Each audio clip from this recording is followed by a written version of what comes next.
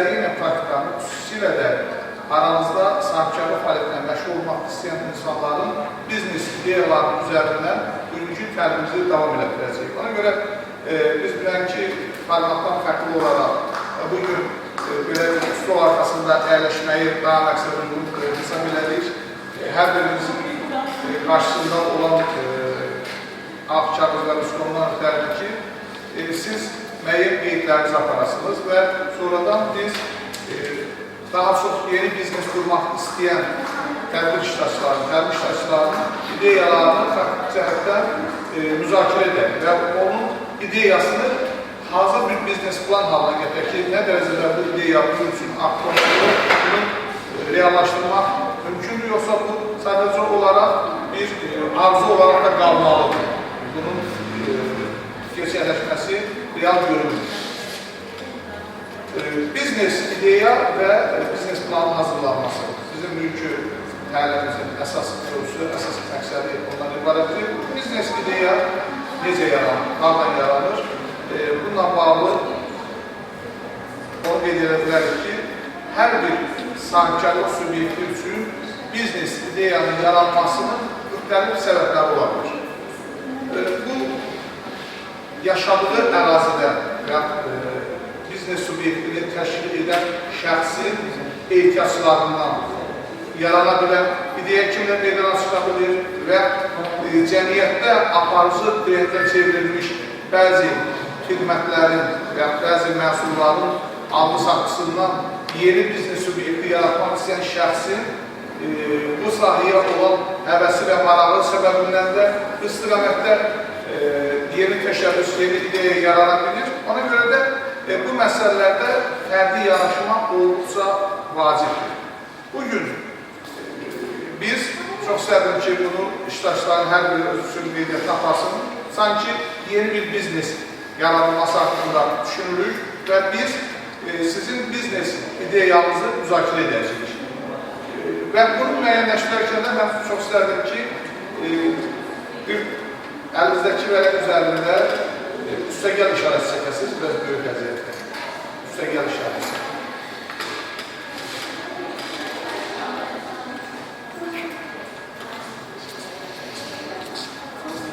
Sol tərəfdən, üstəgəl işarəsinin sol tərəfdən yuxarıdan güclü tərəf sözünü yazasınız.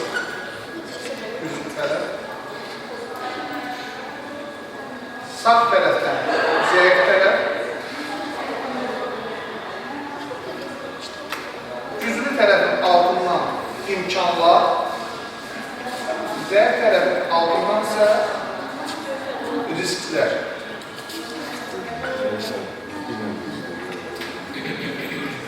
Bu metod SWOT analiz, təhlil adlanır.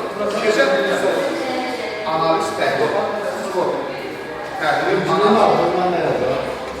Güclünün altından imkanlar, resurslar. Zəif sözünün altından da risklər yazırsınız.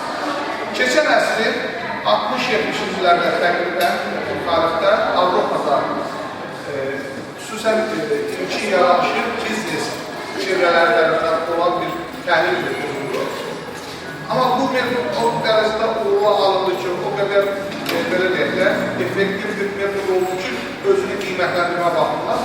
Sonradan bu təhlillərdən ölkə bir dövlətin strategiyasının müəyyənləşdirilməsi baxımından, ayrı-ayrı dövlət qurumlarının müəyyənləşdirilməsi baxımından tutulmuş, ayrı-ayrı fərqlərin özünü qiymətləndirmə baxımından çox faydalı bir test üsulu olmuşdur. Burada söhbət nədən gedir? Bank asili, sahibkarlıq subyekti yaratmasıdır. Bizim tədbirdə iki praktik nümunə yaratmışdır. Birini bizim Mustafa qardaşımız öz torpaq sahəsindən bağlı təsəvvür qurmaq barəsində danışırdı. Birini isə sonradan məlum oldu ki, elə varlarlıdır, amma şərtli olaraq Hüseynin Moyqa biznesi üzərindən bir müzakirələr apardı. Gəlin bu günləri hər biriniz, yəni mümkün qədər mən çox istərdim ki, hər birinizi dəvət edirəm ki, özünüzün biznesinizi qurmaq istəsəniz, hansı sahədə biznesə girişmək istəyərdiniz və bunun üzərindən sizin biznesinizin güclü, zəif tərəfini, imkanlar nədir, risklər nədir, müzakirə etdikdən sonra onun bir biznes planının hazırlanmasına cəhd edir. Məncə, bizim bugünkü təlimimizin praktik nümunələr üzərindən davam elətdirilməsi, onsuz da biz birinci təlimimizdə danışanda qeyd elədik ki, istər hüquqi şəxs yaratmadan, istərsə də hüquqi şəxs yaratmaqla yeni biznes subyektinin yaradılması üçün hüquqi prosedurlar nələr ibarətdir. Və zaten siz bir gün qərar versəniz ki, siz biznes subyekti yaratmaq istəyirsiniz, həmən mərhələdə bu işi hansı arzuculuğunla həyata keçirməlisiniz, bu barədə bir o qədər də çox vaxtımız getmədən bu işlərin təşkil edilmiş olacaq. Bu işlərdə əsas ən önəmli olan məsələ sizin hansı sahədə biznes yaratmaq istədiyinizlə bağlı. Mən bir neçə yeni iştirakçını nəzərə alaraq Artoriya ünvanladığım sualı bir daha nəzərdə saxlamaq istəyirəm ki, həm də sizin öz biznes ideyanızı müəyyənləşdirmək baxımından, sizin öz biznes planınızı hazırlamaq baxımından elə bilirəm ki, o misal bir daha faydalı olacaqdır. Yeni biznesini yaratmaq istəyən insan üçün nələr tələb olunur, nələr olmalıdır? Biz bunu sürənlərində qeyd elədik. Biznes yaratmaq üçün ilk növbədə 5 vacib tələb vardır, komponent vardır ki, bunlara xüsusi diqqət yetirilməlidir. Bunun birincisi bizim elə günlərdə müzakirə elədiyimiz biznes ideyasının olmasıdır. Yəni, bizim birinci biznes ideyamız olmalıdır. Hansı istiqamətdə, hansı sektorda biz biznesdə məşğul olmaq istəyirik. Yer gəlmişkən, bunu da haşiyə kimi nəzərinizə çatdırım, bu barədə da bir məlumat vermişdik ki, ümumiyyətlə iqtisadiyyatın 4 aparıcı segmenti, sektoru var. Sənaye, kənd təsərrüfatı, ticarət və xidmət. Yəni, sizin yaradacağınız biznes subyekti bu 4 istiqamətin hamısında fəaliyyətə başlayacaqdır. İdeya burada çox önəmlidir. İkincisi, sizin yaradacağınız biznes üçün komanda. Siz bu işi kimlərlə görəcəksiniz? Bunun üçün sizin ilkin bir nəzəri təsəvvürünüz olmalıdır ki, mən tutarım ki, belə deyək də, şirniyyat sexasına bu işdə mənə anam kömək edəcək şirniyyatların şirməsinə, bacım kömək edəcək, ya başqa bir yaxın xanım kömək edəcək. Ola bilər ki, siz bilirsiniz, bəzi şirniyyat mağazalarında şirniyyatı kişilər heç də xanımlarımızdan zəif hazırlanmırlar. Yəni, o kimliyi sizin öncədən düşüncənizdə, təsəvvürünüzdə olmalıdır. Və üçüncüsü, siz bu işi harada görəcəksiniz? Siz bu işi görmək üçün təsəvvürünüzü götürüb fikirləşirsiniz ki, biz bu nəzərdə tutduğumuz şirniyyat üçün müraciət edəcəyik, satılısı gənclər elinə və oradan da bizə bu birinci mərtəbədə olan buzağı verəcəklər. Bunun üçün burada o şərət var mı, imkan var mı? Yəni, ona görə də yerin özünün seçilməsi də olduqca önəmlidir və vacibdir. Dördüncü olan vacib məqam, hansı avadanlıqla bu işi görəcəyik? Və nəhayətdə beşinci, bizim biznes ideyamızın biznes plana çevrilməsidir. Bəli, biznes ideyanın biznes plana çevrilməsi bizə gərəkli vəsaiti ortalığa çıxardır ki, biz bu işi görməkdən ötəri neçə nəfər işçi cəlb edəcəyik, o işçilər üçün əmək haqqı nə qədər olacaq və onlar üçün vergi və desenfinin hesablanması, biz bu işi harada görəcəyik, o yer bizim şəxsi əmlakımızdır, biz oranı icarəyə götürürük, bunun üçün hansı ödənişlər edəcəyik, biz bu işi görməkdən ötəri avadanlıqdan ki, istifadə edirik, o avadanlıq bizim şəxsi avadanlığımızdır, icarə avadanlığıdır və yenisini alırıq. Birinci əl alırıq, yoxsa ikinci əl, yəni işləmiş avadanlıq alırıq. Bunlar da çox vacib bir məsələdir. Bax, bunlar hər birinin doğru düzgün suallarının cavablandırılması istəyir, sizin şəxsi vəsaitiniz olsun. Xüsusilə də banklar, bu istiqamətdə, belə deyək, banklara müraciət edənlər var, xüsusən aranızda yaşlı nəsil nümayəndələr ki, xüsusən biznes kreditinə, bir var, istehlak kreditinə bağlı, biz yaxınlaşırıq səhələn bir banklar, bankin bizə birinci sual nə olur? Rəsmi iş yeriniz var, gəlir nə qədər bu qədərdir, o da kalkulatorla vurur, çıxıb hesablayır ki, sizə biz bu qədər kredit ala bilərik, istehlak krediti. Amma biz də kreditdən söhbət edərsiniz. biznes kreditdə hökmən biznes plan bank tərəfindən tələb olunur. Sahibkar subyektindən. O baxımdan bizim də danışdığımız məsələ ondan ibarət ki, biz ideyamızı reallaşdırmaq istəyirsə, hökmən bizim biznes ideyamız biznes plana çevrilməlidir. Və biznes plana çevrilməsi üçün sizin qarşınızda olan vərəqdə çəkdiyiniz o sistemi bizim doldurmamız lazım. Mən çox istəyirəm ki, 3-5 dəqiqə ərzində siz həm mənə qulaq asaq zamanda, həm də öz fikirlərinizi orada qeyd edəsiniz ki, nə biznesi qurmaq istəyirsiniz və bu biznes üçün sizin güclü tərəfiniz nədir, zəif tərəfiniz nədir, imkanlarınız nədir və risklər nədir ki, mən bu işi eləyərəm, nə baş verir risk kimi və bu işi görmək üçün imkanlarınız nədir, güclü tərəfiniz nədir, zəif tərəfiniz nədir və biz bununla sizin biznes ideyanızın üzərində biznes planının hazırlanmasının nə dərəcədə real olub olmadığını qiymətləndirəcəyik.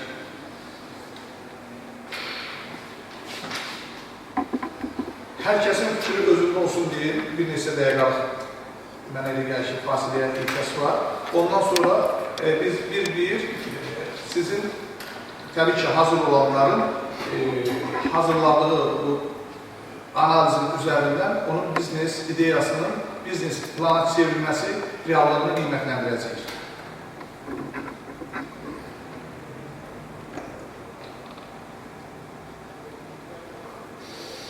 Vaxtınız səmərəli geçsin deyirəm. Bundan öncəki təlimimizdə deyilən bir neçə fikirdə təkrar qeyd eləmək istəyirəm ki, hər bir uğurlu biznesin başlanğıcı üçün bizim bugünkü ikinci təlim olmasına baxmayaraq, əslində bizim birinci tədbirimiz ümumi təlim haqqında sizə anlayışın verilməsiydi, məlumatın verilməsiydi. Bugün isə biz elə hesab edin ki, birinci təlimimizdən başlayır. Yəni sizin ideyanızın üzərindən yola çıxacağıq. Növbəti təlimlərdə isə biz digər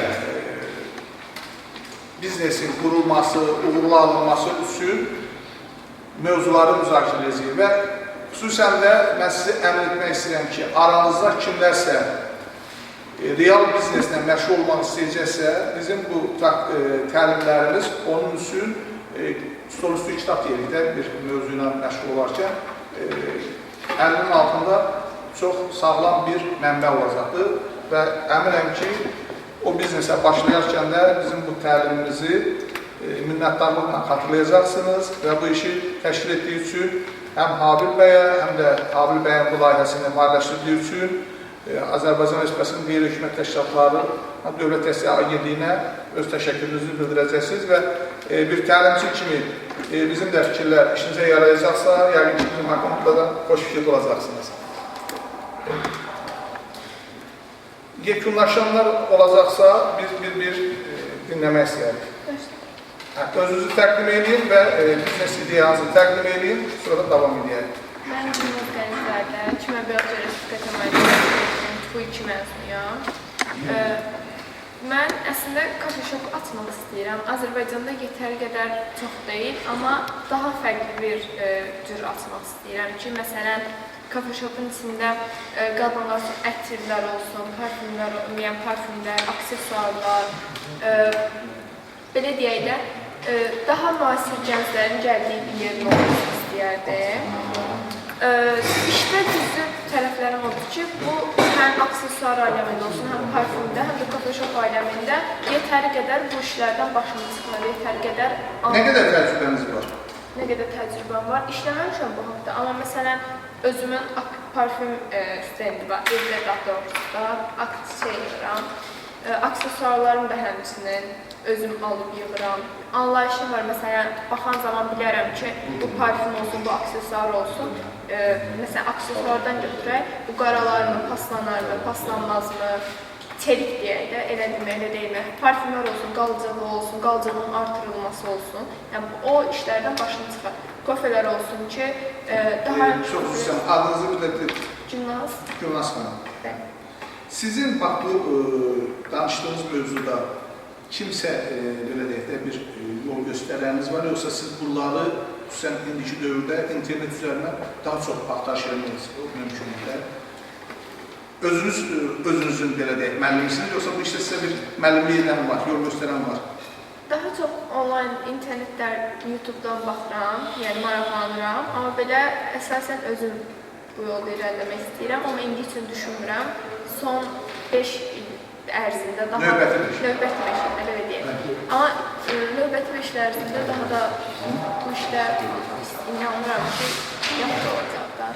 Zəif tərəflərim məkan seçimi və zaman seçimini dəqiq bilmirəm deyə, bu mənim üçün zəifdir. Yəni, məsələn, son 5 il deyirəm, amma son 7 il ərzində də deyə bilərəm deyə, zaman və məkan seçimi.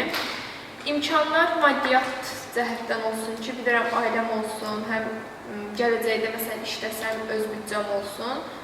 Bunlar əl verəcək mənə, həmçinin işçi çevrəsi. Ətrafımda çox insan olduğuna görə, hətta bunların əksəriyyəti gənc olduğuna görə, ona görə inanıram ki, bu işdə olsam, yəni yetəri qədər işçi çevrəmdə olacaq. Həmçinin risklər də bu Azərbaycanda bir ilki olacaq. Çünki heç bir kafe-shopun içərisində aksesuardır, parfümdür, qadaları lazımlı bir şeylər olmuyor. Daha çox təkcə kafe-shop olub, aksesuar yeri ayrı-ayrı olub. Kombinasiyası birləşik halda olmuyor. İlkdir. Müəyyən bir müddət həmişə görmüsünüz ki, ilklər müəyyən bir müddət belə yüksəlir, sonra çöküş yaşayır. Bir dənə riskin budur ki, müəyyən bir müddət çökür və yaxşı gedib sonradan çökə bilər deyə düşünürəm. Çox sağ olun, təşəkkür edirəm Gülnaz xanım. Başqa, siz buyurun, sonra Hüseynlə davam edək. Adım Nahid. Zəif tərəfim maddiyyatdır. Yəni maddiyyat var, amma mən o işçi tutmalıyam, onları alıb gətirməliyəm, bir satmalıyam. Buna görə imkan. Sonra imkanlarım isə hazır ərazi, yer, dükan var. Hal-hazırda heç boşda, amma dükan var, ərazi var. Həmin ərazidə də paltar dükanları az olduğuna görə tələbat çoxdur. Buna görə ərazidə də məncüzü tərəflidir, orada da var. Amma risklər dükanın bankrot olması baxmalıdır. Çünki o ərazidə 2000-ə yaxın adam qalır da, çox adam qalmır o qədər. Ona görə. Çox adım necə olur? Nahid. Azərbaycanda hal-hazırda xidmət sahəsi, yəni sənaye sahəsi var, iqtisadi sahə var. Amma ki, Azərbaycanda xidmət sahəsi aşağı səviyyədir hal-hazırda. Xidmətin hansı sektoru məsələn? Xidmətin hansı sektoru daha çox daşınma, məsələn, sərnişin daşınması. Nəqliyyat xidmətləri. Çünki şəhər daxili yoxsa ölkə daxili? Ya beynəlxalq? Həm beynəlxalq. Təmal şəhər daxilində xarici. İki tərəf. Deməli, əlimdə yəni ki, güclü tərəfim oldu ki, kommunikasiya xəttləri, yəni ki, region, olduğum region, planlama, həmçinin ehtiyat səviyyəsi, çünki əhalinin buna ehtiyacı var. Bir də güclü tərəf odur ki, mənim quracağım, mənim iddialar, həmçinin oradakı kampaniyalar falan. İmkanlar odur ki, əldəki summadır. Məsələn, 250 min manata qədər əldə summa var. Həmin o summanı dəyərləndirməliyəm, məsələn. Hal-hazırda ən kiçik bir xırda işdən başlaya bilərəm, şəhər daxili başlaya bilərəm, məsələn, daşınma və yaxud yük daşınma və yaxud sərnişin daşınma xidməti. Daha sonra... Yəni, Bolt və 166 xidmətlərdə təxminən belə bir şey. Daha çox belə, bu yöndə. İmkanlar bunlardır. Zəif tərəf odur ki, əsasən işçi qabiliyyəti, işçi gücü. Məsələn, mən əgər onların maaşını fikirləşməliyəm, onlara uyğun ola da bilər, olmaya da bilər. Yəni ki, işçi tapılması bir müddət üçün vaxtda alır, çətinliyi olur. O biraz zəif tərəf olur, amma o da bir müddətdən sonra yoxa çıxır. O zəif tərəfi getirici güclənməyə də onu gedir. Və risklər isə odur ki, həmin şirkətin, yəni ki, şirkətin planının, yəni ki, belə deyək, suya düşməsi, yəni ki, hal-hazırda bir neçə dənə yük daşıma şirkəti var, belə bir neçə dənə 166 və 186 kimi şirkətlər var. O şirkətlərin mənə üstələnməsi və yaxud da mən onu üstələyə bilərəm, əgər ki, mənim planım daha güclü, yəni daha yaxşı olarsa. Onları üstələyə bilərəm və yaxud da onların planı daha yaxşı olur, mən üstələyə bilərəm. Hüseyin, biz bunu əvvəlki təlimdə də qeyd eləmişdik ki, bazara yeni daxil olan şirkət və sahibkar birinci daxil olduğu sektoru araşdırmalı, bazardakı rəqiblərinin müştərilərə təkliflərini qiymətləndirir və özünün yeni olduğunu nəzərə alıb digərlərindən fərqli müştəri məmnunluğu yaranacaq yeni ideyalar, yeni təkliflər olmalıdır. Bax, 166-dan fərqli nə təklif eləmək istəyirsən? Ona görə bu riskidir. Yəni, riski aradan qaldıra da bilərəm. Yəni ki, əgər təklifin daha yaxşı olarsa. Məsələn, 166-da məsələn, tutan endirimlər məsələn yox. 166-da belə deyək. Amma mən məsələn, belə bir kampaniyaya başlada bilərəm ki, ilk 3 gedişdə məsələn, endirim yox da olsun, ilk 3 gedişdə məsələn, 50% endirim. Və sonraki 5 gedişə, tam 5 gediş etsəz, artıq bir gedişiniz pulsuz olur məsələn. Belə eləyə və yaxud da ki, ilk yükün ağırlığına görə dəyişir. Məsələn, iri həcmli məsələn, yükləri tutaq ki, 40% endirim edirəm. İri həcmli yükləri. Və yaxud da məsafəyə görə endirim edə bilərəm.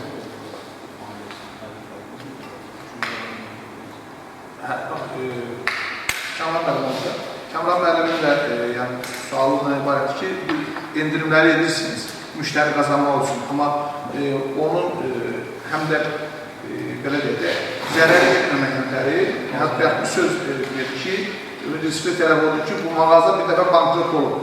Növbəti dəfə, yəni iflas öz sözümüzdən Belə deyim də, məsələn, mən dedim ki, həm daşıma, həm sərnişin daşıma, həm də yük daşıma şirkətində iki tərəfli işləyir. Məsələn, mən bir dəfə endirimi sərnişin daşımada həyata keçirə bilərəm. Birinci endirimini, birinci kampaniya sərnişin daşımada həyata keçirirsən, yəni özümü reytingimi qabağa çıxarırsan sərnişin daşımada. İlk öncə sərnişin daşıma lazımdır mənə.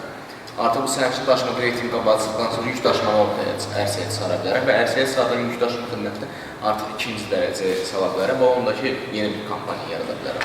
Hüseyin, çox sağ olun. Mən bir şey nəzərinizə çatdırım ki, hər üçünüz, Gülnaz xanım da, Ayıb bəy də, siz də biznes qurmaq barədə düşünmürdünüz bura gəlmən edər.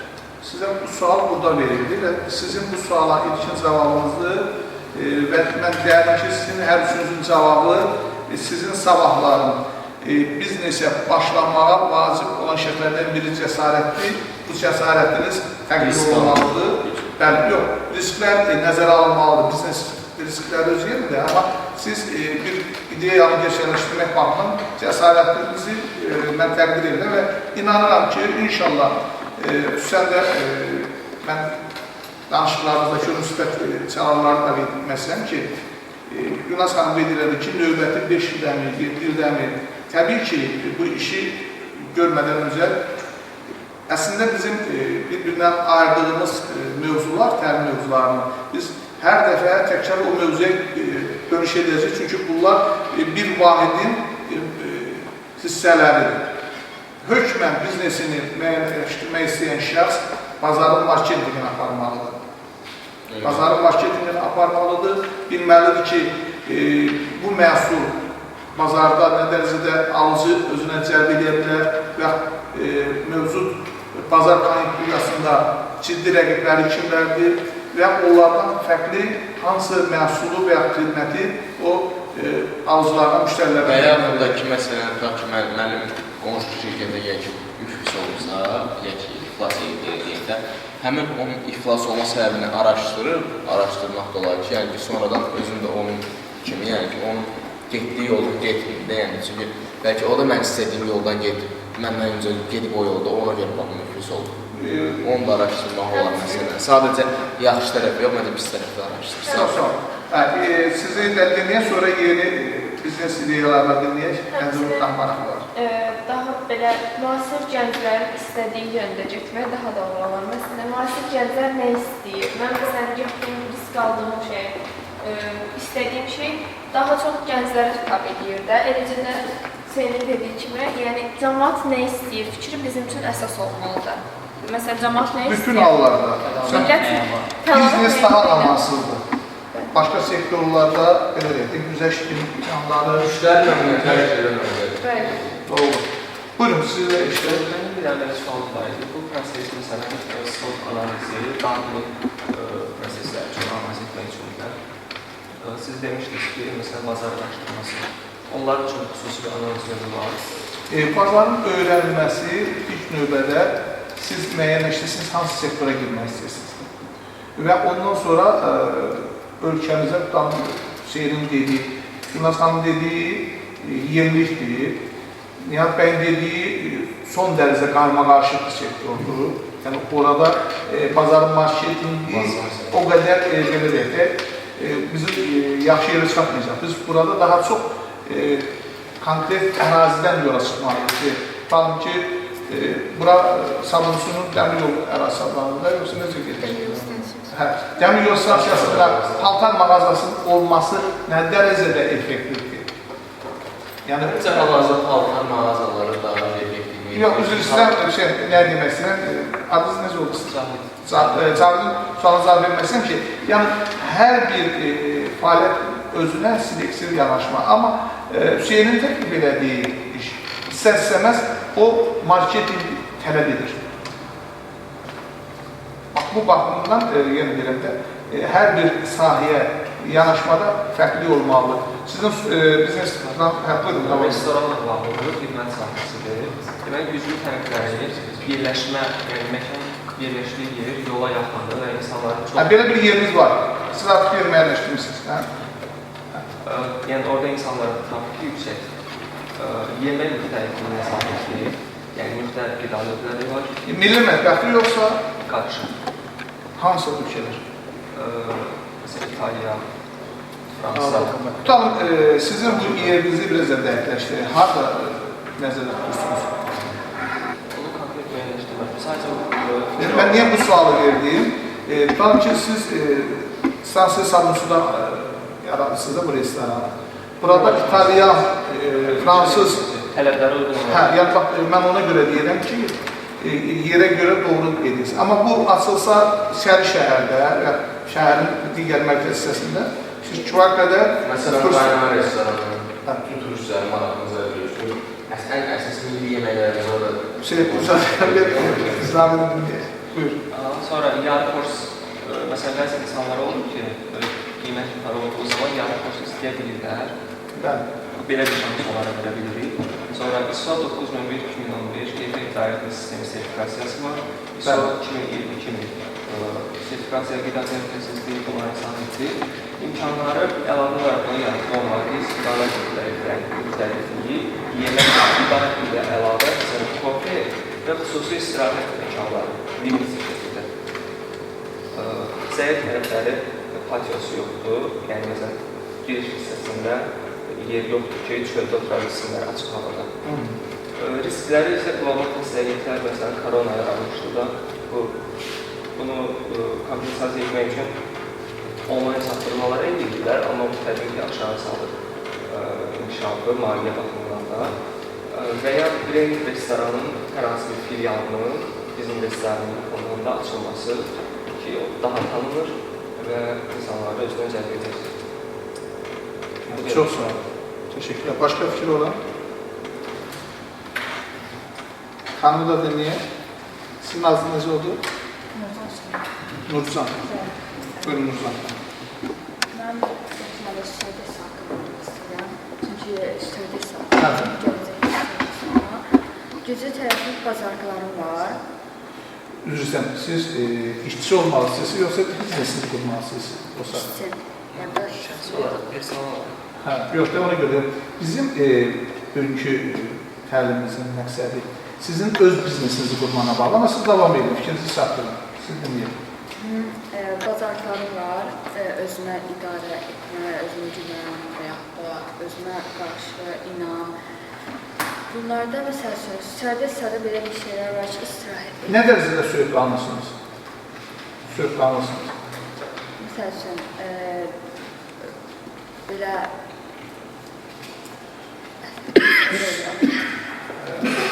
hərdə.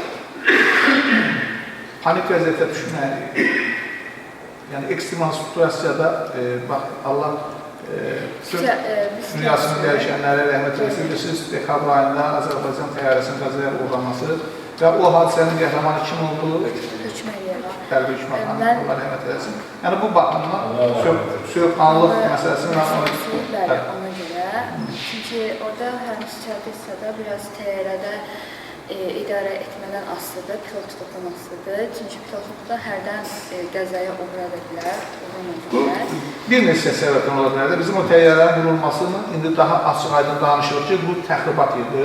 Pilotlarımızın əslində Allah o pilotlarımızı da rəhmət eləsin, Rus əsilli vətəndaşlarımızdır ki, onların peşəkarlığı səviyyəsində xeyli sayda insanlarımız sağ qaldı, həyatın itirənlərin sayı az oldu. Təyyarə də kifayət qədər müasir təyyarə, yəni texniki asaslıq da yoxdur. Bu bir yox, bir neçə səbəbdən olur. Yəni, sözünüzə istəyirəm biraz aydınlıq gətirək. Həm sizin üçün, həm də müzakirə edilsə, hər kəs üçün aydınlıq olsun deyin. Davam edin. Zəif nöqtəmizsə iş gücü qəzaya uğrama, yəni ən zəif nöqtəmə olduqda. Və pilotlıq və sürətlə qorxulu sürmək, yəni pilotluğu nə qədər idarə edirlərsə, bir o qədər də sürətlə sürə bilirlər. Çünki imkanı isə maddi cəhətdən yaxşı addımlar olmaq, istiqaməti xarici ölkələrdə gəzmək, mən başladım kimi, risklərdə bəyənməyə çalışmaq, məsələn, təyyarədə stüardess olmaq üçün bir o qədər stüardesslə bəyənməyə olmaq. Orada stüardess isə həm insanlarla danışır, səmimi, sonra qayğı göstərir, nə istəsə insanlar göstərə bilər. Stüardessa belədir ki, məsəl üçün, insanlarla çox tez-tez əlaqəsi olur, tez-tez danışır. Məsəl üçün... Yəni, o içəridə daim hərəkətdə olur, müştərilərin ona müxtəlif məzmunlu sualları olur. Biri göründəkinə tərəfindən narahat edilir, ondan bağlı. Biri, tutalım ki, siz qeyd əsəbidir, nədənsə əsəbləşibdir, əsəbini kimə döyməlidir? Əsəbə gedəndə ki, məsələn, təyyarə arada bir tərpənə bilər, sürətlə qorxudan, yəni stüardessalarda... Həm konkret situasiyalardır, biz onu harada necə olacağını bilirik. Sizin adınız necə oldu? Təşəkkür edirik sizə də, çox sağ olun. Hər kəsə salam, mən Ləman Hüseynli, 80 nömrə Tümörtü məktəbdə oxuyuram. Biznes deyəndə məncə ağlı ilk gələn şey marketinqdir. Əgər biznes qursam, yəqin ki, marketinq olar. Güclü tərəflərim, bacarıqlarım var və ən əsas da idarə etmək yaxşı olmalıdır marketinqdə. Çünki insanları götürmək, işə bilir. Ləman xanım, marketinqdə nəyə başa düşürsünüz? Yəni, ərzaq dükanlarda belə. Marketinq. Marketinq, biz bayaq danışdıq, hər bir sahənin özünün öyrənilməsidir. Bax, mən yeni gələnlər deyəndə sizlə nəzərdə verim ki, iqtisadiyyat 4 istiqamətdən sənayedir. Daha çox sənayeyə məşğul olan biznes subyektləri iri korporasiyalardır, böyük şirkətlərdir ki, istəyir neft sektoru olsun, istəyir enerji sektoru olsun, istəyir maşın qayma olsun və digər sənaye müəssisələri iri korporasiyalardır, böyük şirkətlərdir. Amma digər üst sektorda, xüsusən də xidmət və ticarətdə, o cümlədən və kənd təsərrüfatında kiçik və orta biznes subyektləri kifayət qədər çoxdur. Yəni, bu sektorlarda bunlar çalışırlar. Və hər birinin özünün də, xüsusən böyük şirkətləri, kiçik şirkətlər, tutam ki, belə deyək də, xüsusən Hüseynin ideyası, Azərbaycan üçün artıq bazarda olan bir ideyadır. Bəzi şirkətlər də var, xüsusən konsalting və marketing şirkətləri. Bu şirkətlər müştərilərə bazarı öyrənib deyirlər. Bir də var, tutalım ki, Coca-Cola və ya ən rahat olsun deyil, Azərsel, Baksel və Narmabay. Bunların özünün marketing departamentləri, şöbələri var ki, onlar daimi olaraq bazarı öyrənirlər. Sorğular vasitəsilə, nə bilim, digər müştəri məmnunluğu adı altında müxtəlif variantlar var ki, tutam ki, niyə insanlar daha çox Azərselə meyilləndi? Bu, Bakseli və Narmabali narahat edir. Niyə Narmabali yönəldi? Bu, Bakseli və Azərseli narahat edir. Niyə Bakselə yönəldi? Bu, Narmabali ilə Azərseli narahat edir. Ona görə böyük şirkətlərin özünün marketing xidməti, departamenti, adını nə qoysam qoy, yəni bir struktur bölməsi olur. Amma sizin dediyiniz market, şəbəkə biznesi, bunlar ayrı şeydir. Mən istəyirəm ki, fikrinizi daha aydın, həm bizə çatdırasınız, həm də özünüz üçün aydın olsun. Buyurun. Deməli, market qurmaq istəyirəm. Gözəl. Əgər qursam, Bacarıqlarım dediyim kimi, yəni idarə etmə çox yaxşı olmalıdır və ən əsası da düşünürəm ki, yaxşı ünsiyyət lazımdır. Yəni səmimi olmaq, davakar olmamaq. Zəif tərəflərim isə o qədər düşünmürəm ki, məsələn, mən bunu işə götürdüm, yəni bu necə oldu, ilk gələn insan bununla necə danışdı. Sonra imkanlarım isə imkan deyəndə ağla ilk gələn şey təbii ki də maddi cəhətdir. Bundan çox danışmaq istəmirəm. Risklərim isə ilk addımda uğursuz ola bilərəm, insanlar çox bəyənməyə bilər, yəni alış-satışım o qədər də yaxşı getməyə bilər. Yox, təşəkkür edirik, Ləman xanım fikirlərim maraqlıdır. Başqa fikir olan var? Mən istərdim ki, biz burada ən real, indi sizlər, sizdən danışmaq istəyirdik, telefonda cavab verir. İndi iki qoxu verən məhsul birlikdə ola bilməz. Yox, ayrı-ayrı, belə deyək də, bir mağaza olacaq. Yəni, mən kofe içməyə gedərəm, nə məcbur orada mən qoxu Yox, o mənada yox. Baxın, coffee shop kimi fəaliyyətini davam etdirəcək. Coffee shopun, belə deyək də, o hissəsi olur, kofelerin hazırlanması. Yəni, onda demək də biz bu yenilikdir. O kofenin bölündə dönərçi ola bilər, kofenin yanında moykad ola bilər. Hətta yanında deyil, eyni şeyin içindədir. Amma ətin... Belədir, quru təmizləmə də ola bilər. O bizə heç nə verməyəcək. Burada yenilik yoxdur. Düşünürəm ki, bayaqlar deyir ki, tələbat məndədir. Nəyə görə məndədir? İşin güclü tərəflərinə kofe və yerində hazırlanan biskvit. Deyəcəksiniz ki, bu biskviti Araz marketdə satılır. Yox, bu biskvit iki formadadır. Hətta kofemizi belə biz şəkərli və şəkərsiz olaraq təqdim edək. Biskviti də şəkərli və şəkərsiz. Diyetadasan, çox yaxşı, şəkərsiz. Dietada deyilsən, məşqə getmək istəyirsən, sənə protein lazımdır, meyvəli, buyur gəl yeyək. Gəlməyə vaxtın yoxdur, lap yaxşı, bizi zəncili qapılır. İşin güclü tərəflərini belə görürəm. Yerində istehsal, şəkərli, şəkərsiz olması, məhsulun belə deyək də, kalori baxımından təqdim olunan bir belə deyək də, kurasanın belə oradakı kalori qədərini göstərməyə imkanı olması, burada imkanlar hazırdakı vəziyyətdə imkanımız bir fikir olaraqdan var. İşin zəif tərəfini burada görürlər. Niyə? Çünki ən pis halda yenə kofe satılacaq. Bu günlər hansısa bir həddə insanların kofeyə tələbat var, özdə hər yaşda var.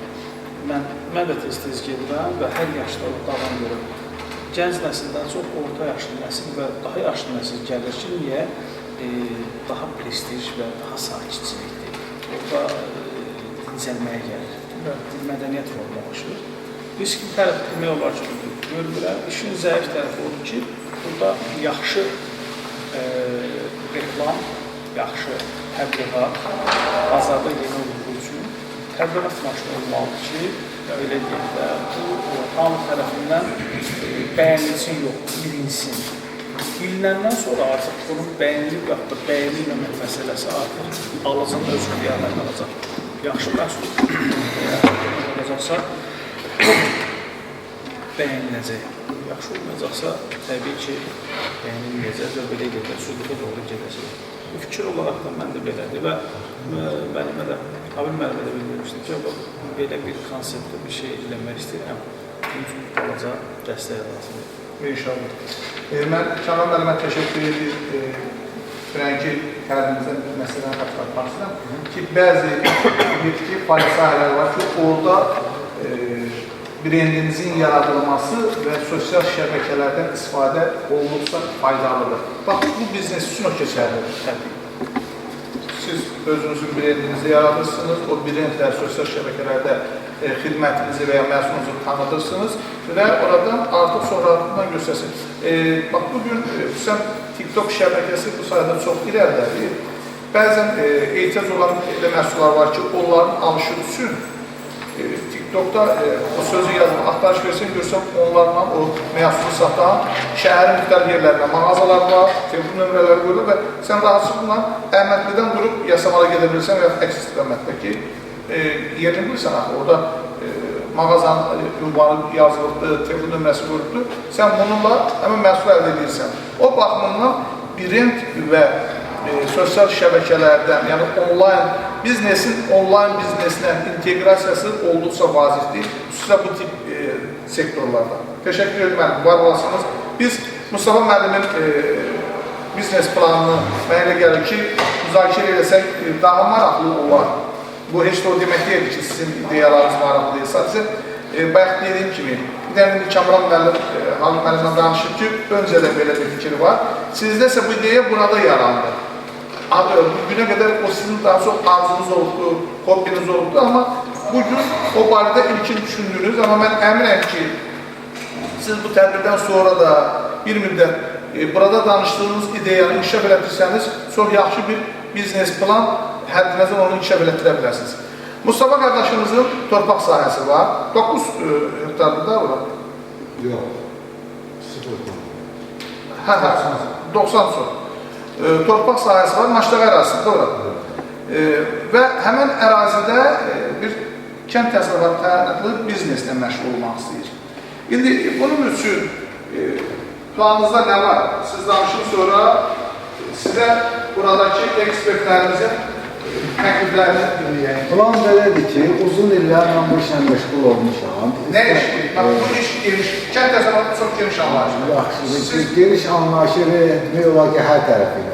Orada nə emirsiniz? Pomidor ekmişik, kələm ekmişik. Deməli, siz əkinçiliklə, kənd təsərrüfatı Sonra əkinçiliklə. heyvandarçılıq eləmişik, yəni ki, bu toyuğundan tutmuş inəyinəcən danasını. Qurçuluq və maldarlıq. Aysa, bunların hamısından biz çıxmışıq. Yəni, o şəriklərimiz var, belə var.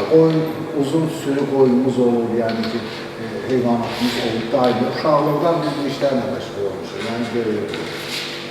Bu, axırda, misal, belə deyək ki, bu müharibə dövrü, keçid dövrüdədir. 90-cı illər. 90-cı illərdən sonra biraz çətinlik oldu, aram başladı bir-birinə. Ondan sonra bir işlər biraz səngidi. Ancaq 2097-dən sonra gələn mən bu əkinçilik sahəsinə girdim. Təzədən orada bir qada yaratdım, adamlar cəlb elədi. Mən orada birinci dəfə düşəndə həmən mərkəzə 650 hektarlıq yerə gündə birini baxsın görürdüm ki, bunu necə edir? Bunu necə edir? Yəni ki, boş yanmırdım. Bir dənə şeydə çəpə tapılmışsa, sırazı düşürdüm qapı-qapı, 5 nəfərdən soruşurdum. Hansı ağlıma yaxşı batırdı, ondan istifadə edirdim. 3-cü il gəlib məndən soruşurdum. Artıq 3-cü il mən elə orada bulmuşdum ki, aqronom özü belə gəlib mən bu istifadə edədiyim agrotexniki dərmanlardan deyil, peynlər, zaten da belə. O gəlir, deyir, məndə görürdü, deyir, bunlar nə üçündür, bunlar nə üçündür, deyir, bunlar da üçün, bu üçün. Standart mallar yetişdir. Yəni, bu belə zadından sonra. Yəni ki, sonra bizim biraz su örtüylüydü, ora həmən yer. Kanalın suyu birdən-birə dayandı. Biz orada drenajör vardı, drenajördən istifadə elədik, falan elədik. Sonra da biraz o bayırda əkin məsələsi biraz qabağını aldı deyən, biz keçdik kənd tərəfə. Kənd tərəfə parnik qurduq. Parnik qurduq və bu parniklə məşğul olduq və qazın o 2 qat qalxmağı birdən-birə bizim fəaliyyətimizi sındırdı. Necə sındırdı? Təsəvvür elə ki, mən qaz işlədirəm, gör-ha-gör. Dünən də dedim də, peşlər zadlar qoymuşduq. Yanvar ayında gəldim, pomidoru dərdim 60 idi. Yəni, bu tək məndə deyildi, hamı da elə idi. Bu şey ödəmədi xərcini, mən məcburan iflas oldım. İndi yenidən orada nə başlatmaq istəyirsin? Baxın da orada ağac, məsələn, mən əvvəlcədən əkmişdim, həmən o 90 sot yerdə ağac əkmişdim, 700-ə yaxın ağac əkmişdim orada. Yəni, biraz hansı ağaçlar? Açıq sahədə. Onlardan 70-i qalır. Nə ağaçlardır? Hansı meyvələrin ağacıdır? Bütün meyvələrdəndir, ərikdir, ondan sonra gilaslardır, cürə-bəcürə hər sortda, ondan sonra əncir ağaclarıydı, bütün dövrəvi əkmişdik, ondan sonra bütün ağaclardan da vişnə, gilas, hamısını. Bu saatində onların bir çoxu tərəf olub, yəni o da bir susuzluqdan baxdan. Saatində təxminən bir 70-ə yaxın ağac var. Elə orada 5 dənə əncir ağacı var ki, dəlisən tutar. Yəni ki, bu var bizdə. Bizə burası orada maliyyə lazımdır. Orada o drenajı qazdıraq, dadı qazdıraq, o nə deyirlər ona, quyu qazdıraq, bu su ilə təmin olunsun, sektəyə alınsın, ağaclarımız verilsin və qalan şeylər, bunlar o, necə deyərlər, injineri, texniki işlərini özümüz bilirik. Yəni, su çəkməyik, şilant olsa özümüz çəkəcəyik. Yəni, bu təmin olunsa özümüz çəkəcəyik. Onun üçün injiner gəlməyinə ehtiyac yoxdur. Yəni, daim bu işin içində görmüşük. Yəni, əsas odur ki, oradan təminat olunsun. Təminat olundan sonra özümüz hamısını qura biləcək. Ağaclar da əkdirəcək, filan olacaq, işməyik. Ancaq bugünkü gündə, yəni o qalan işçi qüvvəsi ki var, işçi qüvvəsi öz ailəmiz var, ailə ilə bunu təmin edə bilərik, ailə olmayanda ətraf var, yəni ki, qonşular var, tanıdığım. Bax, ümumiyyətlə özüm təşkilatçı bir adamam, yəni müəllim də bilir, il yarının içində nə qədər işlər gördük biz bu Maşlağa kəndində qazi veteranlarla əlaqədar 170-dən artıq tədbirlərdə iştirak eləmişik, hansı şehit tədbirləri, ondan sonra vacibi tədbirlər. Yəni ki, təşkilatçı bir adam, amma bu şeyləri, yəni ki, heç şeydən qorxduğum bir şey yox. Qorxmaq odur ki, bir dənə ki, Allahdan olur da, bir də görürsən ki, havada zaval gəlir. Yəni, ehtiyat edildiğinde zaval gəlir. O zavalın qabağını almaq çox çətindir. Belə bir şey var. Suyun lafdan kesilməsi, yəni qəflətən kesilməsi deyil, həftə ilə gəlməməliydik. Belə şeylərdən ehtiyat edir. Yəni, bunlar risklərimiz bunlardır. Risklərimiz bunlardır. Başqa şeydən, misal üçün, agrotexniki işlərin heç bir, hamısı öz gözümlə, necə deyərlər, bildiyim şeylərdir. Təcrübəniz bizim üstün tərəfimizdir. Təcrübəmiz ən üstün tərəfimizdir. Bugün deyəsə orada 5 il ağacı var ki, onlar məhsulları kifayət qədər Kifayət qədər, mən belə başa düşürəm ki, siz o torpaq sahəsindən bugün özündə də belə gəlir əldə edə bilirsiniz. Gəlir əldə edir. Meyvələrini yığıram, işlələr var, gilaslar var, cürə-becirə. Onların meyvələrini yığıram, getirirəm, dövdə var ilə, komport edirlər, tərtəmiz. Burası biraz su ki, gəldi, hökumət gəldi, setkə çəkdi. Bu mənlə dırnaşın arasına məsafə qoyulandan sonra mən o məsafəni keçə bilmədim. Yəni, hökumətlə üzə qalmaq istəmədim.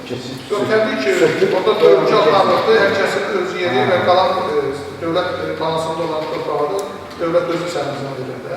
Yəni, quru qazdırmaqdır, bu saat imkansızlıq var, yəni quru qazdırmaqdır, yəni 2-3 min ən azı mənədir.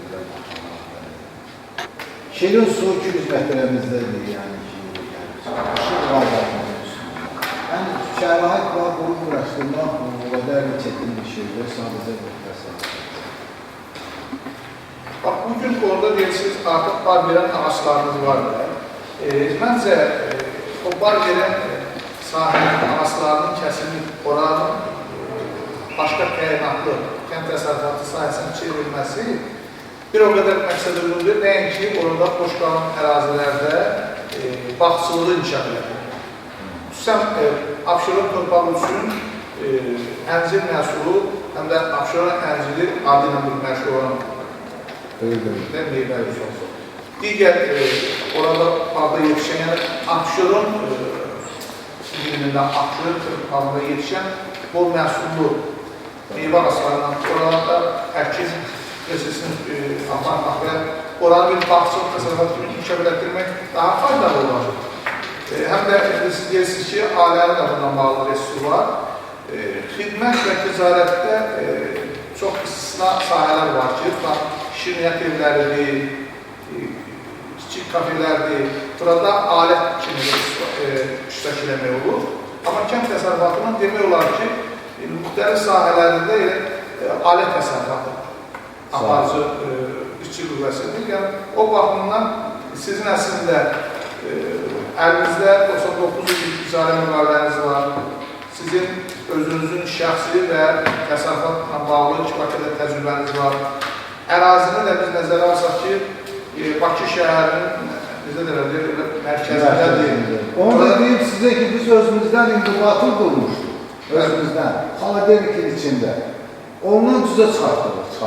Yəni ki, bu işə həvəs olduğu kimi, yəni ağlımız da kesildi. də, yəni az çox. Yox, təbii ki, yaşınızla və təcrübənizdə imkan verir ki, orada müxtəlif təyinatlı kənd təsərrüfatı istifadə edə bilərsiniz. O Bakının mərkəzində olmağı mən nəyə görə deyildim? Bunu yəqin ki, əksəriyyət istəmişsiniz. Bax, buranın işçisi, yaşlı kişi Gədəbəydəndir. Gədəbəy özündə sahibkar əkdiyi kartofu yerdən çıxartmırdı. Niyə? Çünki, sənə söz verilmişsin. Biz də səni seçəcəyik. Kənd təsərrüfatı sahibkarı öz torpağını əkdiyi məhsul yığmırdır ki, torpaqdan məhsulun çıxarılması bahalıqdır, ona görə sərf eləmir. Adnan istiqamətində soğan əkən sahibkar soğanı yerdən çıxartmır. Amma Bakı daha çünki daşıma var da, məhsulu yerdən çıxartdıqdan sonra onun daşıması. Bu xərclər baha başa gəlir.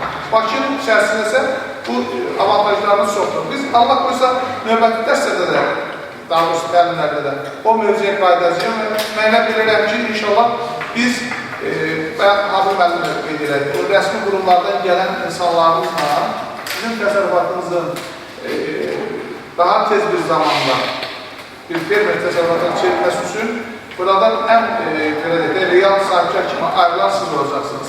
Buyurun, Zabit Bey orada. Bir dənə söz deyim, xahiş eləməli bu məsələ qardaşoğlu bağışlayın.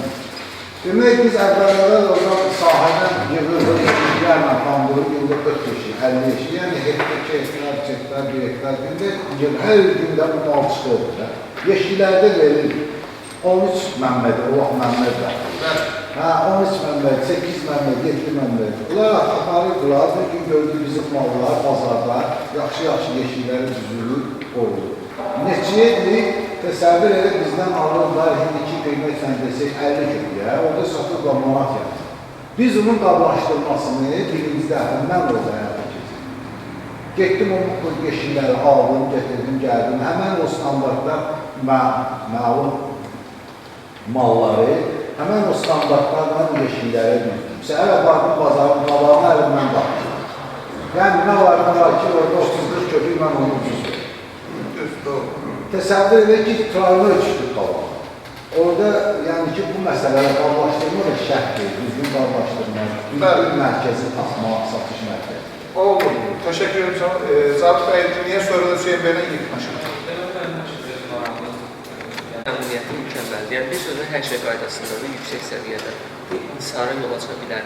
Və ya inhisar prosesi olsa, bunun qarşısı necə alınır? Ümumiyyətlə, inhisarın qarşısını almaqdan ötəri Azərbaycanda qanunvericilik məcəllə mövzudur.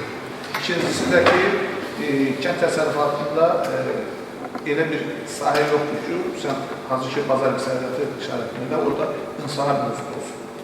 Çünki bugün torpaq mülkiyyətçisi bir şəxs deyil və nə qədər də belə deyək də bir təsərrüfat, uğurlu biznes qura bilərsə, öz biznesini böyüdə bilər, amma böyük inşaatçıya çevirə bilməz. Uğurlu bir biznes subyekti qura bilər. Yəni, Azərbaycan praktikasına mən deyirəm. Gələcəkdə başqa nələrsə ola bilər, bu qanunvericiliyin dəyişməsi, yeni kənd təsərrüfatı, siyasal məsələlərin yaradılması konusunda hər şey ola bilər və bizə mənəzim deyil. Biz mövcud qanunvericiliyi və praktikanı təhlil edib fikir yürüdük. O baxımdan mən kənd təsərrüfatı sayəsində Azərbaycanda bir inşaatçılığın olmasını hazır ki, şəkildə daxilində real hesab edən. Buyur Hüseyin, sən də deməyək. Nəsə fikrin var idi? Artıq o sualın cavabını almış oldu. Elə mi? Çəkilişən bu. Oldu. Mən hər bizə təşəkkür edirəm və inanıram ki, bizim növbəti təlimlər bundan da maraqlı olacaq. Çünki həm ilkin təsəvvürümüzün anlayışını getdikcə artıracaq. Həm də biz daha praktik müzakirələr aparacaq. Buyurun, anlayın istəyirəm. Vaxta gəlmək üçün maraqlı təlim olur. Təlimlərimizə də təşəkkür edirəm. Sizin dediyiniz kimi növbət təlimlərdə də mütəxəssislər iştirak edəcək. Müvafiq hüququ həm istinə əlaqədar, həm iştirakçına əlaqədar dövlət məşğulluq xidmətindən də, Kobiyadan da, digər qurumlardan da maraqlı ekspertlər, təlimçilər iştirak edəcək. Yəni iştirakınızı davamlı olması istəyirəm.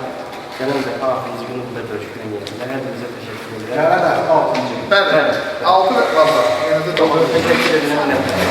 Çay var mı? Yer.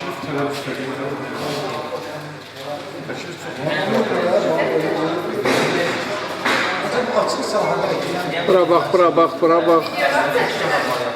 Bura bax, bura bax. Ağıllı bura, bura bax. gör bu şəkil. Çəkiliş ki gördü ya, hamısı biliyorsunuz. Tek səhvə. Harda yarım alacaq? İnternete gideceğiz. Mərkəz yarım olması. Harda yarım olacaq? Hepsi yarım olacaq. Bunu da şey Flaşkaya bax görək, tərəfdə. Benim mən sayım oldu. Yardımcı var mı? Füzuluna. Gəldi yenə. Bu sahada var. Bu tərəfə sözü. Şəkillər var. Öz şəklin üstündə olur. Balaş göstərir deyə. Sizin dostunuz var Balaş? Adamın qrupası yerindeydi. Gel ki ben maşındaydım. Qrupası da kəsində özünü yola salırsa.